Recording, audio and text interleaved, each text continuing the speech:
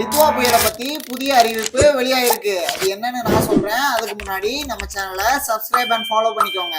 விஷயம் என்னன்னா, இலங்கையை ஒட்டி வங்கக்கடல்ல உருவான டித்வா புயல் இலங்கையை புரட்டி போட்டுட்டு தமிழகம் நோக்கி நகர்ந்தது. இலங்கையில நிலச்சரிவு, பெருவெள்ளம் என கடுமையான பாதிப்புகளை ஏற்படுத்தி 390 பேரின் உயிரையும் டித்வா புயல் பறிச்சிருக்கு. இதுக்கப்புறம் டெல்டா மாவட்டங்கள்ல மையம் கொண்ட புயல் தஞ்சை, மயிலாடுதுறை, நாகப்பட்டினம், திருவாரூர் மாவட்டங்கள்லயும், ராமேஸ்வரம் மற்றும் அதனை சுற்றியுள்ள இடங்கள்லயும் கனமழை கொட்டி தீர்த்தது.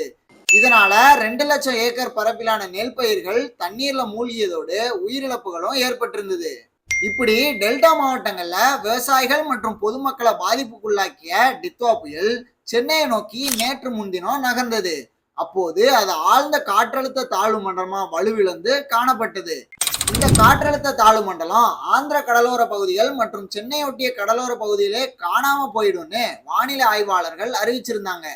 இருந்தாலும் சென்னை, திருவள்ளூர், செங்கல்பட்டு, காஞ்சிபுரம் மாவட்டங்கள்ல கனமழை கொட்டி தீர்த்துட்டு வருது. இப்படி டித்வா புயல் ஆழ்ந்த காற்றழுத்த தாழ்வு மண்டலமா மாறி சென்னை உள்ளிட்ட 4 மாவட்டங்கள்லயும் எதிர்பாராத கனமழை கொடுத்த நிலையில இன்னைக்கு காலைல அது தாழ்வு மண்டலமா வலுவிழந்திருக்கு. இருப்பினும் இது தென்மேற்கு திசையில மெதுவா நகர்ந்து இன்று மாலை வர காற்றழுத்த தாழ்வு மண்டலமாவே நீடிக்கும்னும் கடற்கரை நெருங்கும் போது வலுவடையும்னு அறிவிச்சிருக்காங்க. இந்த தொகுப்பை கடைசி வரை பார்த்ததுக்கு ரொம்ப நன்றி.